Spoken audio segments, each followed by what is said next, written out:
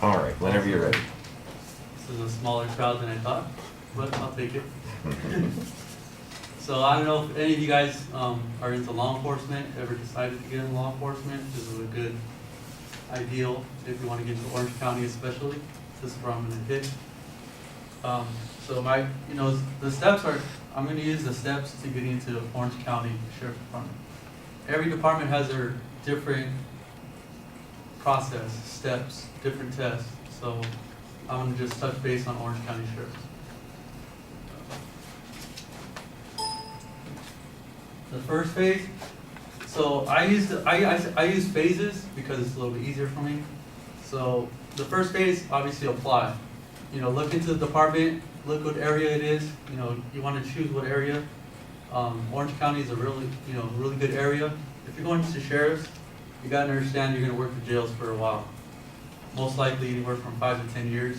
I mean, probably more than that sometimes now. So next step, you're going to study. You can buy a book. There's a couple books on Amazon or whatever bookstore. You can rent them. You want to prepare yourself. You want to train.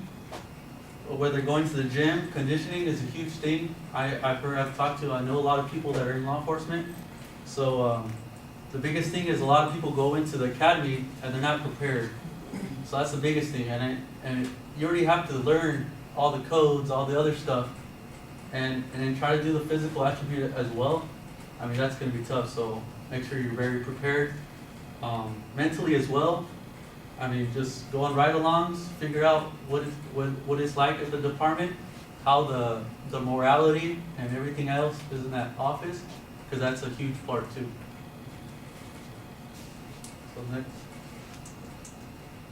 Phase 2 is your written exam. So Orange County does this thing where you'll do these 3 things: the written exam, pre-investigation interview, and the physical agility test, all one day. So you'll be there at 5 a.m. I mean, there's going to be 1,000 applicants there, and it's going to last probably till like about 5 o'clock in the afternoon. So prepare yourself a long day. So say you pass the test.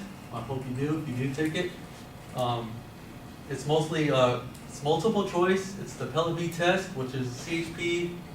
I know Riverside Sheriffs, San Bernardino Sheriffs, a lot of sheriff departments use it. It's mostly just grammar, so I mean, if you're horrible in English, take an English course, that would help. So as soon as you pass that, you'll wait outside. I mean, they're gonna call whoever passes it. I mean, at least a good 20% of the people are gonna fail out of the 1,000 people.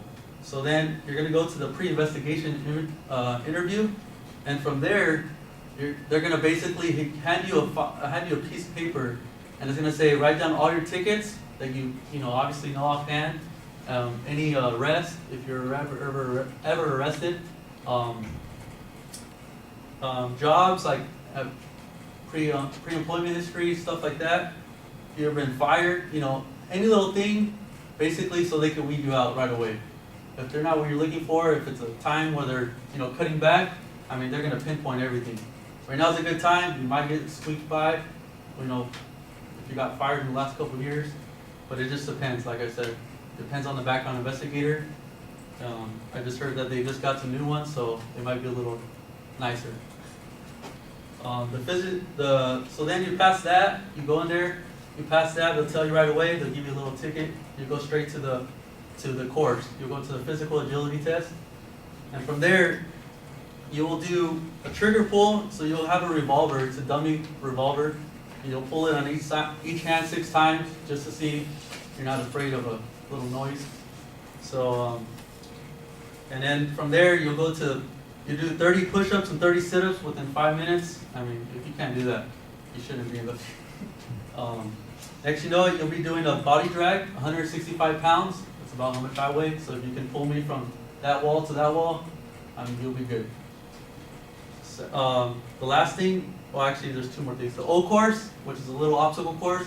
You're gonna do a little track, a little stint. You're gonna jump over a 6-foot fence, couple little hurdles, and that's pretty much it for the O course. And then the final step of the PAT, which is the physical agility, then you're gonna do the 1 mile in 10 minutes. I mean, yeah, you should definitely do that, 10 minutes. So phase 3, this is where it gets, I mean, so after the phase 2, once you finish, they'll tell you, okay, congratulations, you've moved on.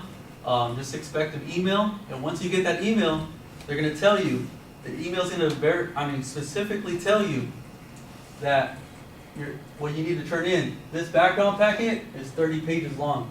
So if you're planning to get into it right now, I mean, you can start it right now and start ordering your transcripts, your credit history, I mean, rental agreements, like, I mean, if you're older guy, I mean, you got a longer history.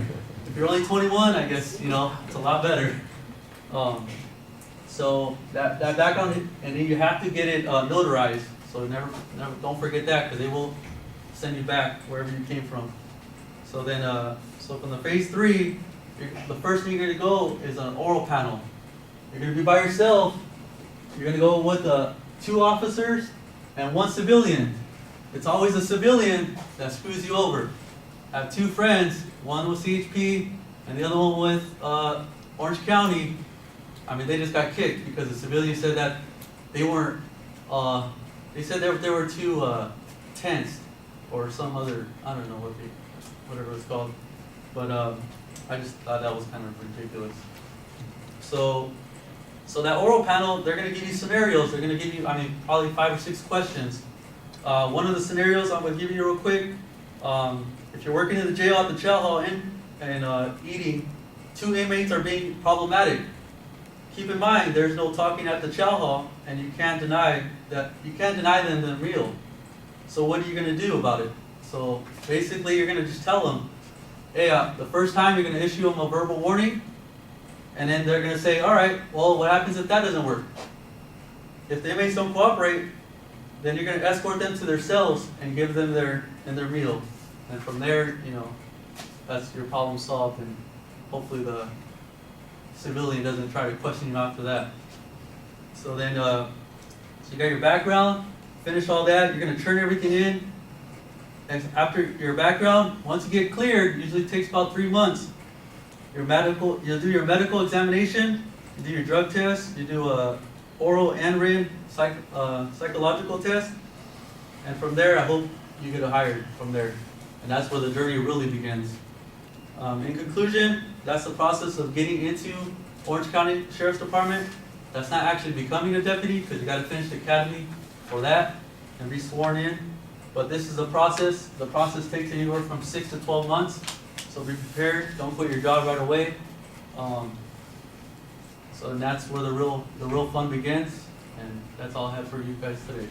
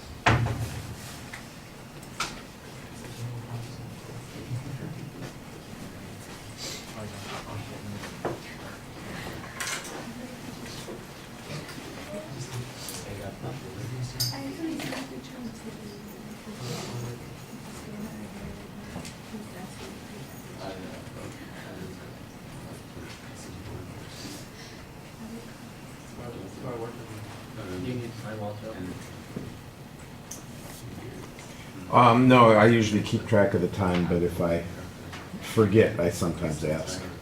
But I knew what the time was on this, thank you. All right, so Heather, what are your thoughts? I thought it was a really good speech. It might have had just maybe a couple too many pictures for it.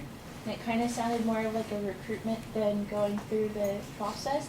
But other than that, it was really good. Like the topic, I have like 90% of my family in law enforcement. So it was good to understand all the background of it. So just a good speech. It sounded like you knew what he was talking about because he didn't use much of the note cards. Okay. I like the joke about the crowd at the beginning. I think you could maybe tie in that with your topic a little bit. You need a stronger attention device to get us going. Your thesis is very clear. That part I thought was solid. You've got a little bit of a justification for why you're speaking about the Orange County Sheriffs. That makes sense, but I think that it probably, especially for the audience, you need to give us a bigger justification about why we might be interested in that, why this is a particularly interesting job, why what are the benefits of doing this, why is it a satisfying job, any of those kinds of things. So you suggest it's kind of a recruitment thing, so let's make it a recruitment thing and tell us, here's what you would have to do. Why would you want to do this in the first place? Well, X, Y, and Z, that kind of thing. So I think you're missing an opportunity there. There's basically not a preview in the speech, but there is an organizational structure. It's chronological in nature. You're going through a step-by-step process. You call them phases, which is perfectly fine. That makes sense. I don't have any problem with that, but I do think you want to lay that outline out at the beginning of the speech. Give us the roadmap about where we're going. So here's what you do before you apply. Here's what you do when you get the interview, and here's what you do after the interview. It's pre-interview, interview, post-interview structure. That's simple to say, and then we know exactly where we're going. I thought that you defined most of the issues that you were talking about. You gave us a reasonable description of the things that people have to go through. Almost all of it sounds like it's based on experience, though, rather than on particular research. You do reference a couple of examples from your friends who went through this process. And there's a little bit of editorializing on that. I think that's maybe probably not what you want to be doing on this. Let's see. You had a little bit of material on the first point concerning places that people could prepare themselves, like you mentioned the preparation book and that sort of thing. But I didn't hear any citation from the prep book for information in your speech. So I know you got this information someplace, whether it's from the sheriff's department, whether it's from a text that's designed to help people get through this kind of process, or whether it's firsthand experience. Like I said, you need to say, and most of it, like I said, it seems like you're talking about experience that you're going through. You did a couple of things in the process. I like to kind of keep the audience interested. I like the reference, look, if you can't do 30 pull-ups and 30 push-ups or sit-ups in 5 minutes, you probably shouldn't be there in the first place. That makes sense. I'm sure Danny appreciated being referred to as the older guy, that kind of stuff. Some of those kinds of things are good because they personalize the speech and make it sound a little bit less mechanical. You don't want to. One of the problems is it comes off a little bit like a checklist of things that you're going to go through, and instead of being a speech about those things, it's sort of like if you were the recruiter and you were doing the second part of the recruitment presentation. So you had the first person who came in and said, here's why you want to become an Orange County Sheriff.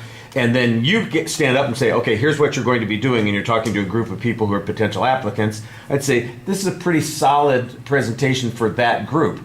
But you've got a broader group here. And I think you need to do a little bit more to include people in that process. Give outsiders some insight into what's going on and why that's interesting. The visuals are your main transitions. You use the visuals as the transition between points. You don't really have very smooth language. It's just basically at phase 2, and here's the visual that goes along with that, and you show that. That helps structure the speech a little bit. I thought the pictures were fine. I do think you miss an opportunity to give us something a little bit more interesting with the the O course. It seems like that would be something that you could show some images of, or even give us a quick list of the things that people do on the course, that kind of thing. Something to maybe make it a little bit more interesting and involving. I thought there was a little bit more reading that you wanted, but you know what? If you go back, maybe you look up quite a bit, it might just be that your voice is operating in a very narrow range, which makes it sound like you're reading more than you actually are. I'd have to go back and look at that a little bit more, because Heather and I kind of disagreed on that, and I thought, like I said, I thought you were doing more reading, but sometimes I'm looking down here and I'm just listening to your voice. It could be the other direction. Maybe you were looking up, but then you're going to have to use your voice a little bit more. We're going to talk about those things. All right. When I did say be careful about using a speech like this as an editorial, you want to be... So, for example, if you were speaking to that group of recruits and you made the comment about the civilian on the panel and how ridiculous it was, By the way, that would probably be something that would get you kicked out of the application process. I wouldn't be at all surprised about that. So you might want to be careful about that. All right, thank you.